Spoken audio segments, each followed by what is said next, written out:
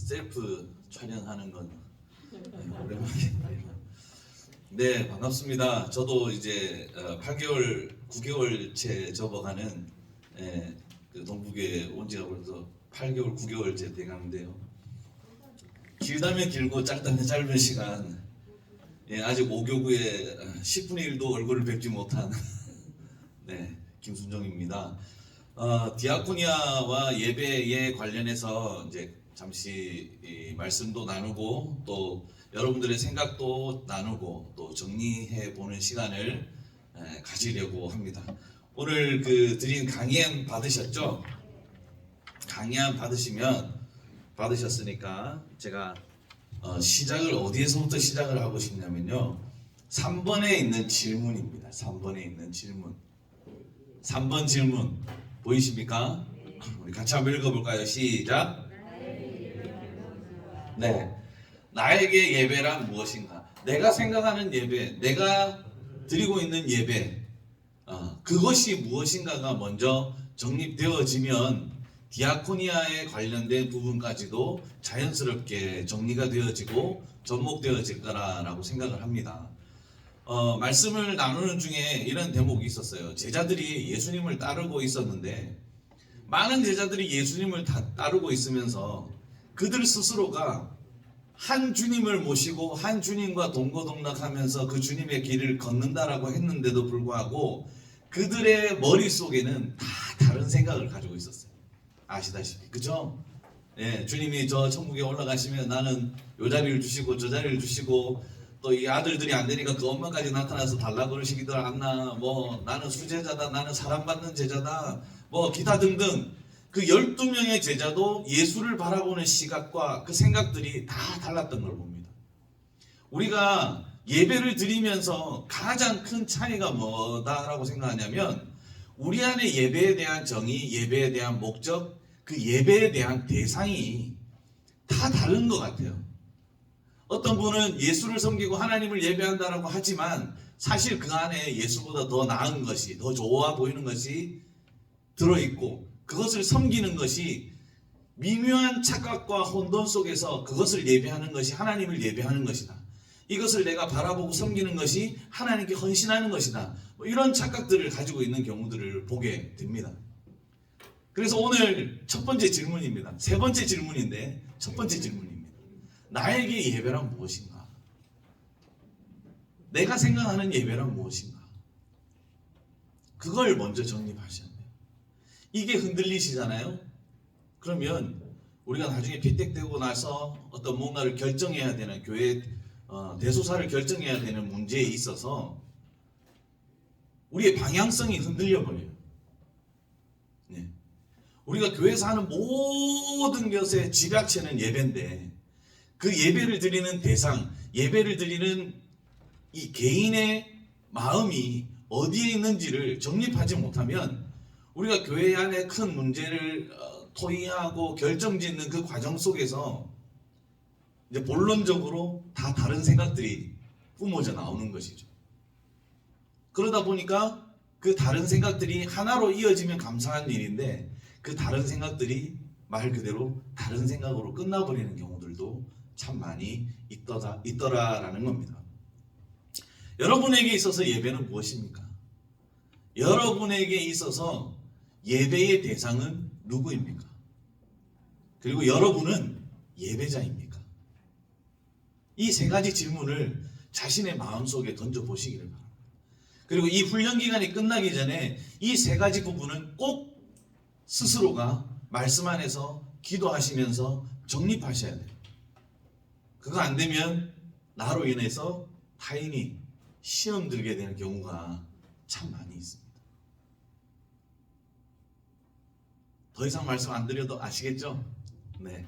그래서 예배가 우리는 너무나도 중요하다고 생각하고 또 그 예배를 통해서 우리는 하나님으로부터 많은 것들을 공급받고 또 예배 가운데 우리가 하나님 앞에 드릴 것을 충분히 드릴 수 있는 그런 어떤 시간적, 공간적, 영적인 장소가 되어져야 하는데 이것이 온전하게 내 안에 정립되지 못하면 하나님 앞에 드려지는 예배 또 하나님으로부터 받고 있다라고 느껴지는 그 공급함도 오히려 나의 만족과 나의 카타르시즘이 그것을 하나님이 주신 것이다라고 착각하고 오해하게 되는 경우들이 많이 있다라는 것을 우리 잠깐 나눠 보았습니다. 꼭 정리하십시오. 예배가 무엇인지 말씀드리려면 지금 여기서 말씀드릴 수 있지만 제가 말씀드리면 그냥 떠먹여 드리는 거예요. 이제는 고민하셔야 돼요. 피택을 받으시고 권사가 되시고 안수 집사님이 되시고 장로가 되시면 고민하셔야 돼요. 신학생들처럼 고민하셔야 돼요. 그래야 여러분들에게 주어진 그 사명이 무엇인지도 그 예배 가운데 깨닫게 되어질 것이고, 내가 이 예배를 생명과 같이 여기면서 살리기 위해서 내가 어떠한 모양으로 헌신해야 할 것인지에 대해서도 분명해질 거예요. 분명해질 거예요. 내가 피택을 받은 이유가 내가 생각할 때, 또 다른 이들이 생각할 때 이런저런 이유가 있을 것이다 라고 생각하시겠지만 아니에요. 그런 이유 있다 해도 필요 없어요. 누구에게 의해서만 그 이유와 목적을 찾으시면 돼요? 하나님께만 찾으시면. 그래야 안 흔들리십니다. 그래야 분란이 일어나고 다툼이 있고 고난이 있고 상황이 어렵고 환경이 어려워져도 예배자로서 서실 수 있습니다. 자, 이제 본격적으로 시작해 보겠습니다. 빨리 끝나기를 원하시지 않는다라는 어떤 이야기를 들었습니다. 그래도 정해진 시간이 있으니까요. 천천히 우리 하나하나 들여다보도록 하겠습니다. 자, 예배는 좀 더 깊이 있게 들여다보시면 좋겠고, 스스로가 디아코니아에 대해서 한번 우리가 생각해 보았으면 좋겠습니다. 우리 여기 디아코니아 학교 1단계는 여기 다 하셨나요? 2단계, 3단계, 총 3단계까지 있죠. 그럼 나는 지금 올해까지가 10년째 하셨다라고 들었는데 초기 멤버다. 야, 초기 멤버. 이야, 대단하시네요. 나는 가장 최근에 했다. 가장 최근에 하셨다. 초기 멤버와 가장 최근에 하신 분들은 생각이 달라요. 디아코니아에 대한 정의도 다르실 거예요. 왜냐하면 경험을 해보았기 때문에. 몸소 그 디아코니아에서 헌신도 해보셨고 했기 때문에 그 경험치가 쌓여 있어서 이론적으로만 가지고 있던 그 디아코니아가 실제론적으로 발휘되어졌을 때에 어떠한 것이 있는지, 어떠한 것이 나에게 유익이 되고 어떠한 부분들이 이렇게 긍정적인 모습들이 있는지를 아마 잘 아실 거예요. 지금 하신 분들도 아시겠지만 이제 실제적인 부분에서의 차이가 있으시겠죠. 우리 디아코니아 정의를 살펴보면 우리가 잘 아시는 대로 시종들다, 섬기다라는 의미를 가지고 있습니다. 그런데 이 섬김이라는 말은 사실 교회의 본질적인 과제이기도 하고, 이 섬김의 모습들은 교회가 가져야 할 필수적인 요소이기도 하죠. 그래서 작게는, 또는 그 작은 부분이 작게는 우리 이웃을 섬기는 것, 내 가정을 섬기는 것, 또 나 스스로를 사랑하고 섬기는 것에 섬기는 것이라 말할 수 있겠지만, 넓은 의미로 보면 하나님을 사랑하는, 그러니까 말 그대로 십자가의 그 사랑이 보여준 것을 우리는 이행해야 한다라는 것을 말하고 있는 겁니다. 근데 이게 우리 동부교회 안에서는 교회의 모토입니다. 교회가 가지고 있는 철학이고, 교회가 앞으로 나아가야 할 지향점이 바로 오늘 디아코니아라는 것이죠. 근데 이 디아코니아는 예수님께서 이 땅에 오셔서 우리에게 보여주셨던 그 모습의 전부다라고 해도 과언이 아닙니다. 그러면 예수님이 이 땅 가운데 오셔서 우리에게 보여주신 그 전부를 한마디로 축약하면 뭘까요? 오늘 제목이 있는데 예배입니다. 예수님이 디아코니아의 모습의 전부라고 말씀하시면 그 정신이 예수님 안에서 다 나타났다고 보여진다라고 한다면 그 예수님이 이 땅 가운데 오셔서 우리에게 온전히 보여주신 대목은 예배입니다. 예배.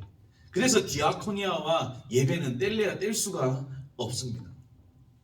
특히 예배는 하나님을 사랑하고 섬기는 그 경건의 대표적인 행위이기도 하지만 그 하나님의 사랑을 가지고 이웃을 섬기는 그 섬김의 모습들도 우리에게 주어지기 때문이죠. 그래서 예수님은 삶이 예배가 되어야 한다 라고 말씀하십니다. 예배 드리는 삶이 아니라 삶이 예배인 삶. 그 삶을 디아코니아에서 우리 교회는 적용하고 접목하고 있다는 것을 기억하시고 디아코니아와 예배는 뗄래야 뗄 수 없다. 네. 그 점을 꼭 기억하시면 좋겠습니다. 그러니까 이거는 교회가 어떤 디아코니아를 가지고 어떠한 방향으로 나아가는 것 거기에서 생겨나 발생하게 되는 뭐 문제점이나 이런 거 다 배제한 기본적 정의입니다. 그래서 내가 경험했던 우리가 디아코니아 학교를 하면서 뭐 이렇게 하면서 훈련을 받으면서 이런 단점도 있었고 이런 어려움도 있었는데 아니요, 그거는 지금 얘기하는 게 아니고 디아코니아가 어떠한 모습으로 예배로 나타나고 있는지 그 예배가 어떻게 디아코니아 안에서 나타나고 있는지를 예수님과 하나님 사랑함으로 인하여서 이웃 사랑함 안에서 그것을 말씀드리고 있는 겁니다. 이해되셨죠? 이해되셨나요? 네. 그래서 예배의 정의에 대해서 우리가 한번 살펴보겠습니다. 그 빈칸에 가로가 있습니다. 가로가. 네. 첫 번째 빈칸에 들어가야 할 가로 한번 맞춰 보시겠어요? 하나님께 무엇을 돌리기 위해서? 네? 영광을 돌리기 위해서. 영광을 돌리기 위해서. 제가 이렇게 우회적으로 말씀드리지만 괄호는 중요하다는 거고 괄호는 뭔가 결말을 지을 때에 여러분들의 편안한 윤택한 결론을 맞이할 수 있는 도움이 되어진다는 점 다시 한번 말씀을 드리겠습니다. 네, 하나님께 기독교의 예배란 제가 하나를 빼먹어 넘어가 버렸네. 기독교의 예배란 예수 그리스도 안에서 보여주신 무엇과 그에 대한 인간의 무엇이다? 어렵죠? 어렵죠? 자, 여기 보세요. 이 말뜻을 이해를 하셔야 돼요. 기독교 예배란, 그러니까 우리가 드리는 예배라는 것은 예수 그리스도 안에서 예수를 통해서 하나님께서 보여주신다라는 거예요. 뭘 보여주셨다는 걸까요? 예수를 통해서 하나님께서 뭘 보여주셨을까? 네? 그 십자가 사랑, 뭐 섬김, 이걸 한마디로 하면 예배보다도 디아코니아보다도 하나님의 뜻. 다시 말하면 좀 유식하게 표현하면 하나님의 계시를 이 예수 그리스도를 통해서 우리에게 보여주셨고요. 그에 대한 뭐라고요? 예배는 인간의 무엇이다? 자, 보세요. 보여주셨어. 하나님께서 계시로 보여주셨어. 그럼 우리는 뭘 해야 돼요? 피드백을 해드려야 될 거 아니에요. 인간의 응답이다. 네? 어려워요? 예, 신학적 용어라서 그래요. 네, 신학적 용어라서.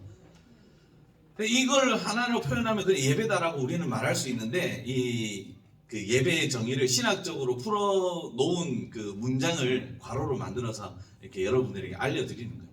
그러니까 예배는 하나님의 계시, 우리의 응답. 네, 이것이 예배다. 그러니까 다시 말하면 예배 안에 하나님의 계시를 못 받으면 우리는 반응할 게 없는 거예요. 그렇죠? 네. 하나님이 말씀하셨을 때에 그 말씀이 내 삶에 이루어지거나 나타내거나 몸부림치지 않으면 그 결과로 하나님 앞에 올려드려야 할 응답이 우리에게는 없는 거예요. 그러면 우리의 드리는 예배는 뭐다? 헛되고 헛된 거죠. 요란한 깡통. 우리의 디아코니아가 예배에 대한 정립이 이게 안 되면 엄청난 헌신을 해도 아무것도 아닌 결과를 맺을 수 있다라는 겁니다. 자, 두 번째는 예배의 목적, 하나님께 영광을 올려드리기 위해서. 그리고 하나님께 두 번째 뭐가 있다고요? 뭐가 있을까요? 두 번째, 네? 하나님께 삶을 드리기 위해서. 삶을 드리기 위해서. 하나님께 영광을 돌리기 위해서. 예배의 목적은 하나님 앞에 삶을 드리기 위해서. 자, 이 하나님 앞에 영광을 올려드린다라는 말이 무엇인지는 이제 우리가 알겠어요. 뭐 대충 감이라도 이제 우리가 실력이 없으면 눈치라도 있고 눈치가 없으면 그때는 말 안 하면 되는 거죠. 삶을 드린다라는 그 의미가 있는데, 이 삶이 하나님께서 가장 원하시는 예배의 모습이다라는 겁니다. 몸을 드리는 예배, 이것을 영적인 예배다라고 사도 바울은 로마서에서 우리에게 말씀하고 있습니다. 그들이 율법과 율례 속에 갇혀져서 할례냐 무할례냐, 할례를 받았느냐 받지 않았느냐, 유대인이냐 유대인이 아니냐, 이방인이냐 이방인이 아니냐에 대한 부분을 가지고 너무나도 피 터지게 싸우고 있는 거죠. 그런데 우리가 드릴 예배는 영적인 예배다라는 것을 사도 바울은 강조합니다. 왜요? 누구 때문에? 예수 그리스도가 이 땅에 오심으로 말미암아 이제는 단번에 어린 양의 피가 우리의 모든 죄악들을 속죄하셨기에 우리가 이제 드릴 것은 동물을 잡아서 뭔가 행위로서 드리는 것이 아니라 그 삶이 온전한 예배가 되어져야 한다라는 것을 말씀하고 있고, 우리의 삶이 영적인 예배자로서 하나님 앞에 올려져야 된다라고 사도 바울은 이야기합니다. 여기에서 재미난 건요, 사도 바울은 이렇게 이야기를 하는데, 몸을 드리는 영적 예배, 그러니까 여기서 말하는 영적이다라는 말이 우리가 알고 있는 신비롭다, 신비하다 이런 의미에서의 영적이 아니라는 거예요. 헬라어 원어에서는 이 신비한 영적이다라는 말이 신비하다는 뜻으로 쓰여지는 거 있는 것이 아니라 뭐라고 쓰여지고 있냐면 논리적으로, 이성적으로, 합리적으로. 네. 그러니까 지정의가 있는 예배가 삶의 예배고 영적인 예배다라고 말하고 있다는 겁니다. 성령 받으라, 와, 불 받았다, 갑자기 막 뭐 이렇게 하는 게 그게 예배가 아니라는 거예요. 하나님 앞에 나아가는 그 모습, 지적으로, 논리적으로, 이성적으로, 타당하면서 합리적인, 그래서 그 합리적인 것이 영적이다라고 사도 바울은 표현하고 있고, 그 영적이다라는 말은 이 영적이다는 말과 함께 몸이라는 단어를 사용하고 있는데, 우리의 몸은, 여기서 말하는 몸은 우리의 이 몸뿐만 아니라 여기 안에 있는 모든 것, 그래서 지정의를 말하고 있다라는 것을 기억해 두시면 좋겠습니다. 그래서 우리가 예배를 드릴 때에 하나님 앞에 나아가는 것이 우리의 의지가 있어야 함이고요. 비논리적인 것에 현혹되어져서 그것이 마치 정당하고 합리적인 논리인 것 마냥 생각해서 우리가 그것을 예배하는 것이 잘못되어진 것이다 라고 말하고 있고, 우리가 생각하는 그 이성이 하나님의 이성을 뛰어넘지 않도록 하는 것도 우리에게는 너무나도 중요한, 그렇지만 우리 안에는 그 이성의 필요와 그 이성으로서 하나님을 예배해야 한다라는 대목도 같이 포함하고 있음을 기억해 주시기를 바랍니다. 그래서 세 번째는 했으니까요, 네 번째, 디아코니아와 예배. 디아코니아와 예배. 이제 예배의 목적, 예배의 정의와 디아코니아에 대한 정의가 합쳐져서 이제 디아코니아와 예배라는 또 다른 주제로 넘어갑니다. 자, 예배를 뜻하는 말과 그 다음에 디아코니아라는 말에 어쩌면 합성어다라고 표현할 수도 있겠는데요. 하나님 앞에 예배를 드리는 예배자들이 어떤 그 주어진 예배의 과정에서 수행하는 그 모든 것들을 의미한다라고 보시면 됩니다. 그러니까 하나님 앞에 헌신하고자 하는 헌신자의 모습들이 여기에 다 담겨져 있고, 예배의 총체적인 모습이 이 디아코니아와 예배에 담겨져 있음을 기억하십시오. 그래서 다른 것보다도 이 예배라는 것이 우리 안에 주어진, 하나님께서 주어진 우리 안에 사명이고, 또 그 사명은 우리의 삶으로 나타나서 하나님 앞에 영광을 올려드려야 하는 대목 중에 하나임을 기억하셨으면 좋겠습니다. 잘 따라오고 계신가요?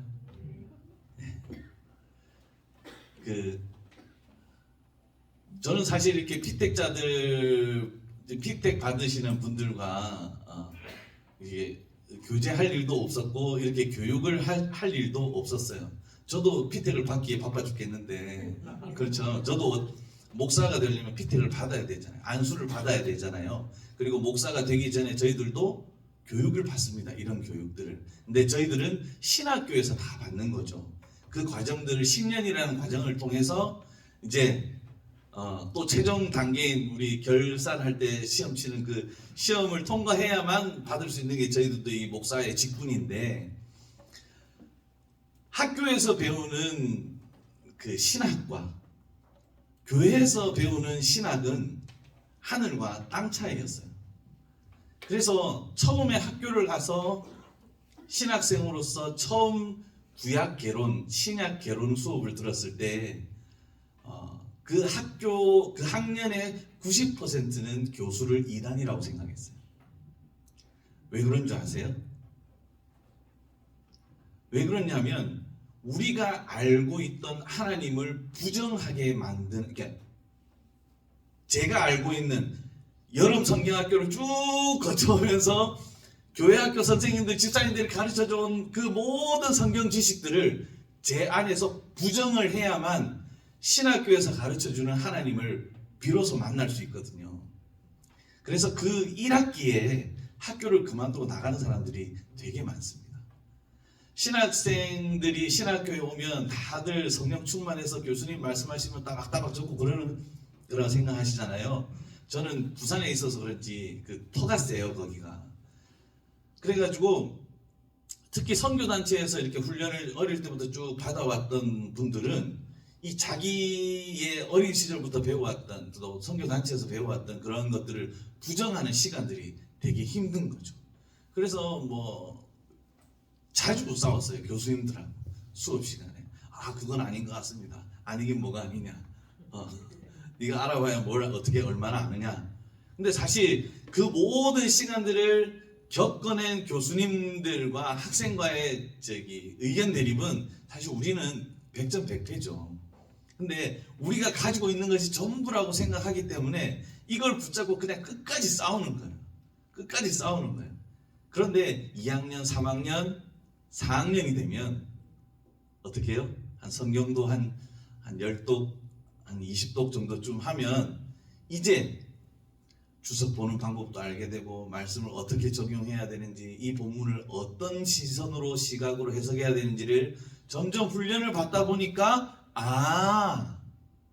이게 그게 아니었구나. 아니라는 것보다 그 선교단체에서는, 내가 어릴 때 성경학교에서는 이게 나에게 필요하니까 이 부분을 강조해 주셨구나.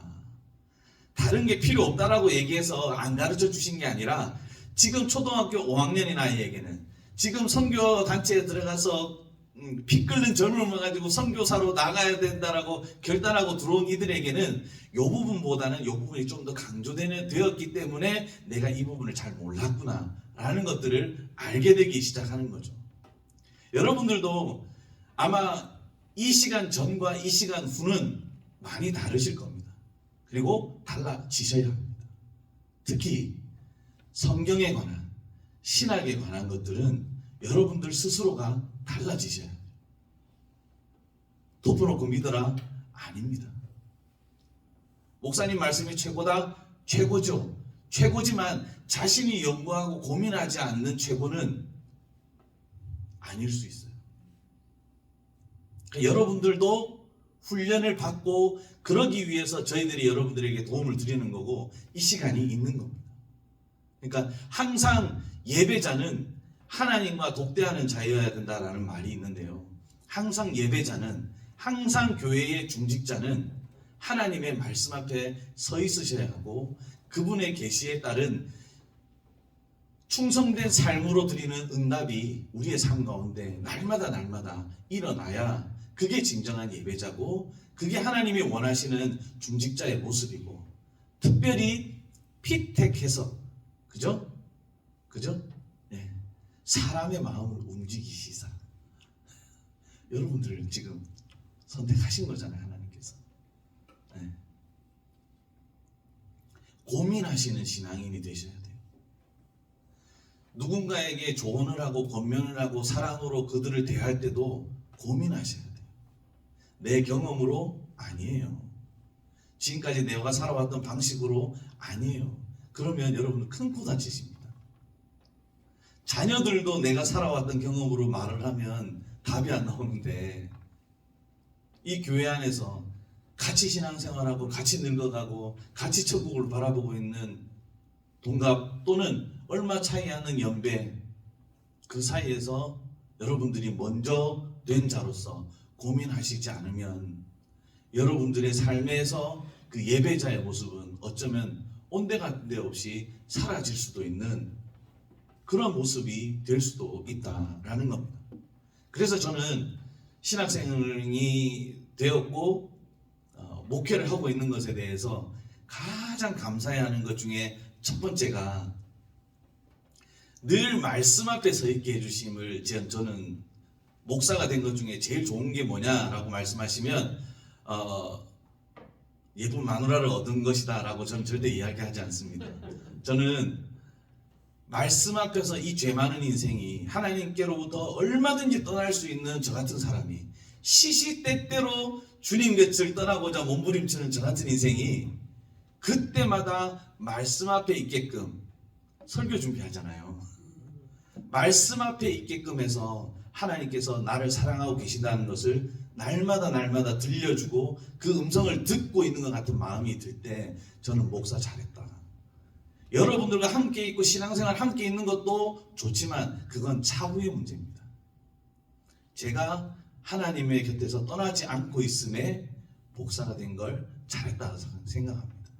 여러분들도 하나님께서 장로로, 안수집사로, 권사로 피택하셨을 때에 하나님께서 내가 이 죄 많은 내가 늘 하나님께서 떠나려고 하고 하나님의 방법보다는 세상의 방법을 택하면서 여지껏 살아오고 내가 지금 누려오는 것들을 누려왔다고 생각하시고 계셨다면 이제 내 삶은 하나님께서 그거 말고 내가 너 그리로 가려고 할 때마다 권사님 기도해 주셔서 감사해요. 권사님 이런 말씀을 통해서 정신 차리게 해주시려고.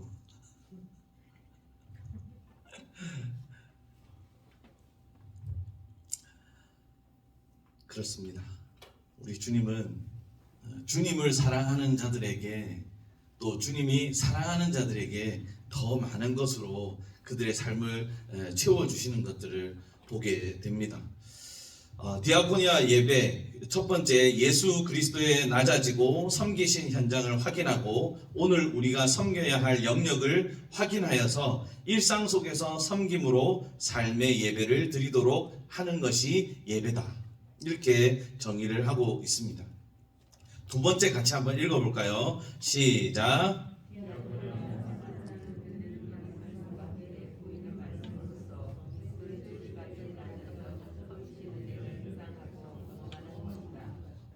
이 디아코니아 예배에서 들리는 말씀과 보이는 말씀, 이게 참 중요한데요.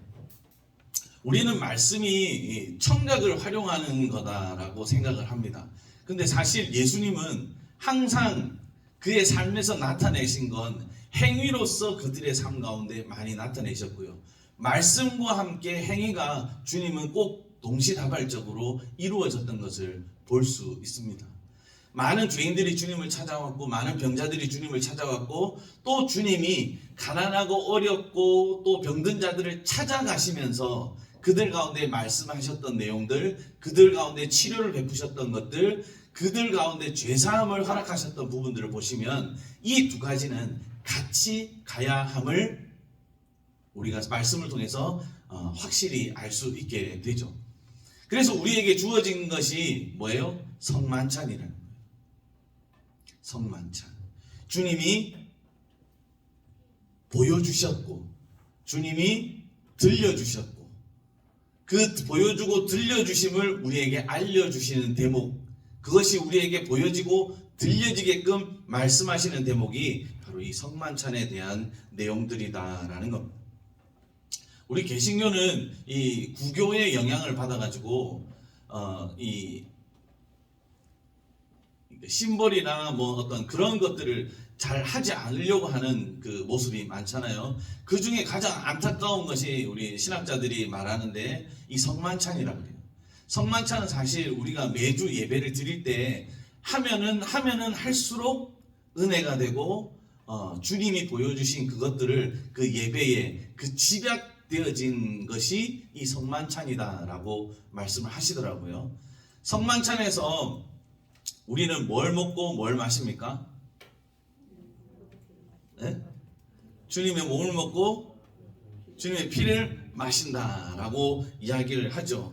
이처럼 우리는 성만찬을 통해서 주님의 몸과 피를 먹고 마심으로 인해서 주님이 어떻게 우리 안에 오셨고 우리 안에 역사하셨고 어떻게 우리를 구원하여 주셨는지에 대한 명확한 의미들을 발견할 수 있게끔 해주셨다라는 거예요. 그래서 우리 안에 다른 설교나 다른 어떠한 행위보다도 이 예배 가운데 성만찬이 우리에게는 너무나도 중요하다라는 의미를 말씀드리고 있는 겁니다. 디아코니아 예배의 성만찬은 특별히 5가지 의미를 포함하고 있습니다. 첫 번째는요, 전통적 성만찬. 그리스도의 무엇과 무엇의 의미를 전통적인 성만찬에서는 나타내고 있을까요? 그리스도의 죽음과 그리고 그 죽음으로 인한 뭐가 생겼어요? 구속의 의미를 발견할 수 있게끔 해주시는 내용이다.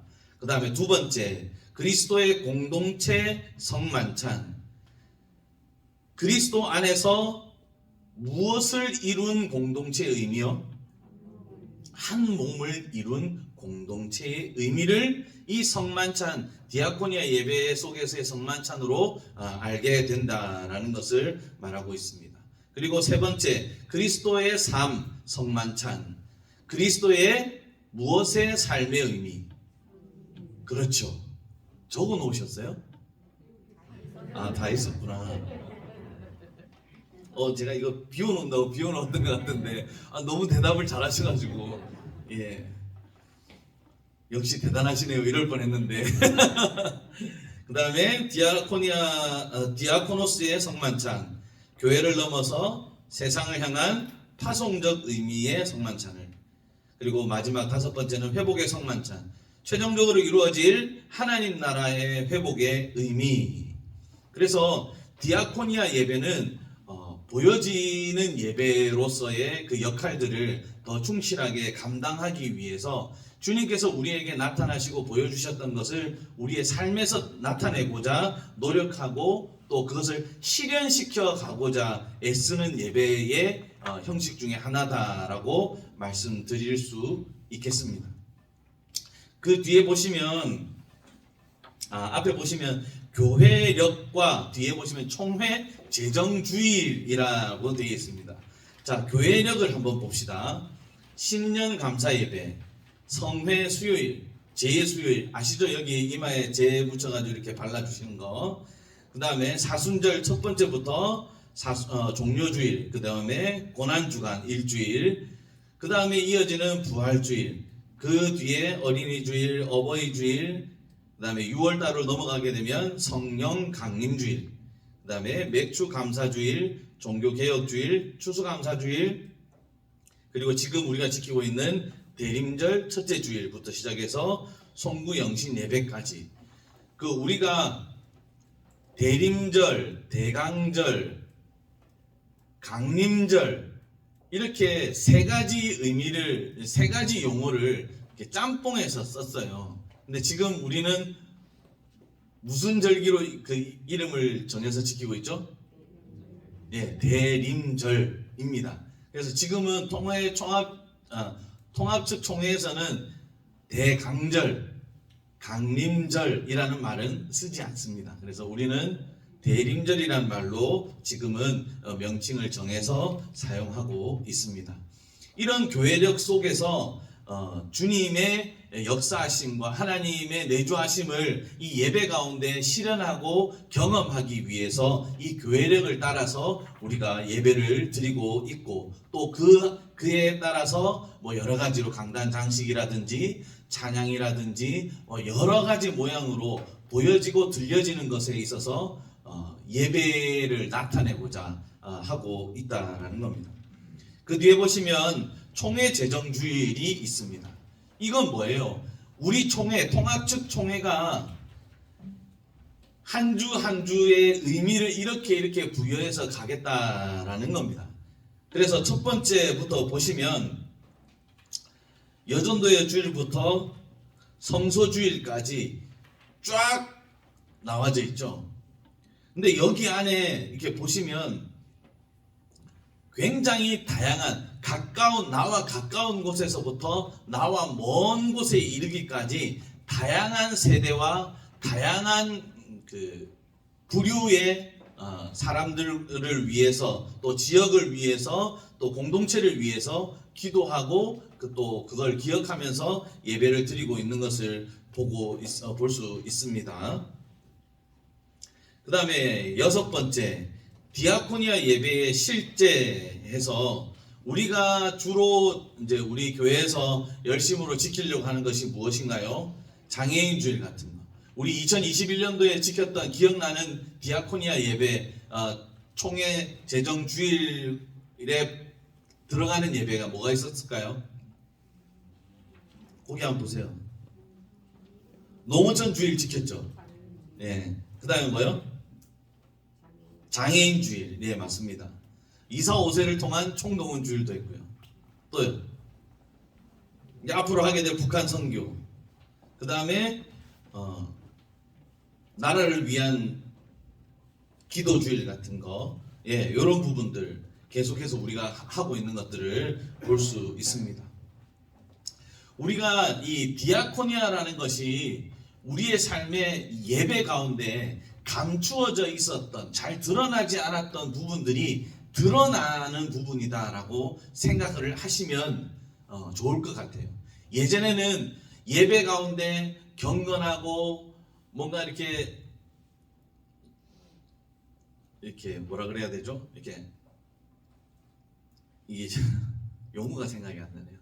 하여튼 그 엄하다는 느낌을 받았다고 한다면 이 디아코니아 예배는 그 엄함 속에 감추어져 있었던 예수 그리스도의 어떤 삶에 나타나는 그런 모습들이 드러나게끔 표현되어질 수 있게끔, 예배가 이 경건의 모양만이 아니라 경건의 삶을 사는 것이 중요하다는 부분이 디아코니아 안에서 확연하게 나타나고 있음을 우리가 볼 수 있습니다.